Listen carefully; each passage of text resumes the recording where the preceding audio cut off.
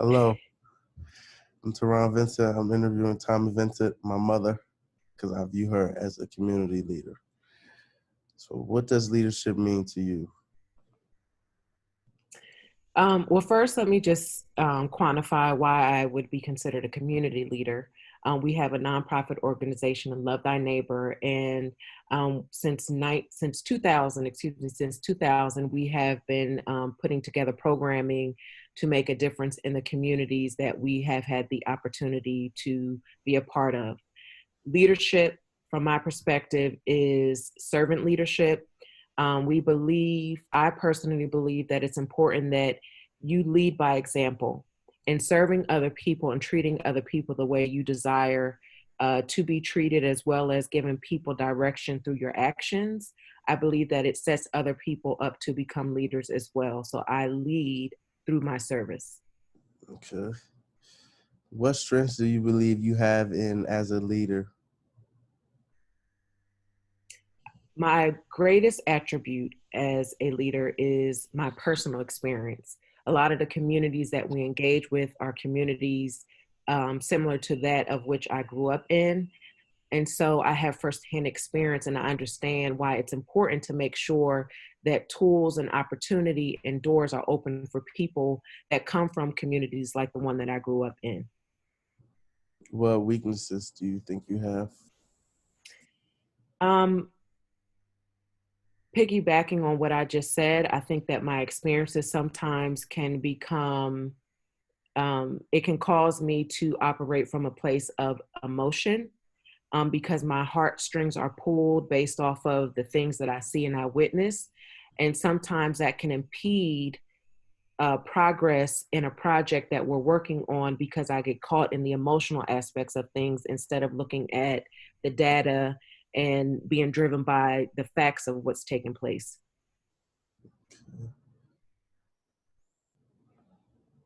What or who has been the greatest influence as a leader to you? That's a difficult question. I have been led by leaders who have been termed leaders, as well as I draw from just the everyday people that are around me. I think right now, currently, I'm drawing strength from the leadership of my children that are actually in my home today, watching them adapt and be able to pivot from life as we've known it into the space we're in now, and seeing them be able to continue to flourish in unforeseen circumstances.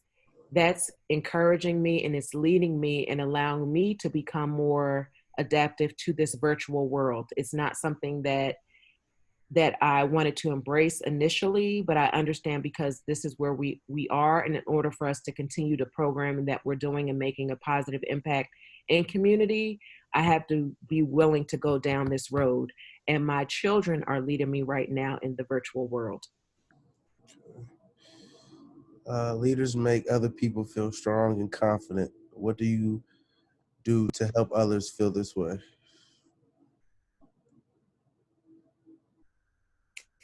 I implore other people to really embrace 100% who they are so that every time they do any and everything that they show up to the table authentically themselves. And I believe that that provides strength to people because oftentimes they're muted in some areas of their life and so they don't have the opportunity to show up. And if we fully embrace who we are, then we put a demand on other people to receive us 100% the way we are.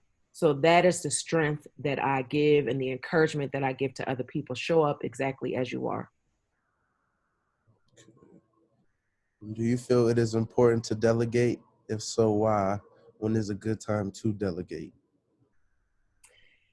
Delegation is critical, and also knowing when to delegate is really important. Um, it is challenging to take on projects, especially in community service, and believe that you're able to accomplish it on your own. The way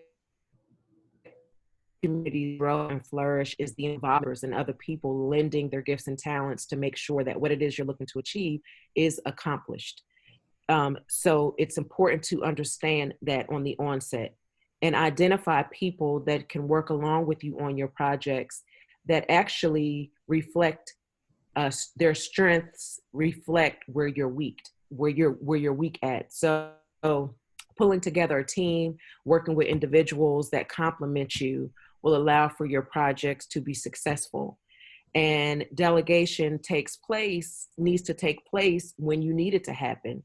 And in order for you to successfully delegate, you have to be able to give clear and concise vision for what it is you're looking to achieve. I think it's unfair to delegate out if you have not given your team the information necessary for them to have an understanding of what it is that you're looking to do. Okay. Last question is, what advice do you have or building relationships and trust in the organization? You're only as good as your word. And if you are communicating to your team one thing and doing something different, then people often do what you do, not what you say. And so those two things need to be in alignment and need to be in agreement. If you want to have a successful team, then it starts with the leadership. Leadership has to be in good communication with the team members so there is no gray area. Everybody is on the same page. Everybody has the same marching orders. So that way, if someone needs to step in so that what you're looking to accomplish is continuing to move forward, anyone on the team can step in and show up so that you're able to show out and do the things that you desire to do. Okay, thank you. You're welcome.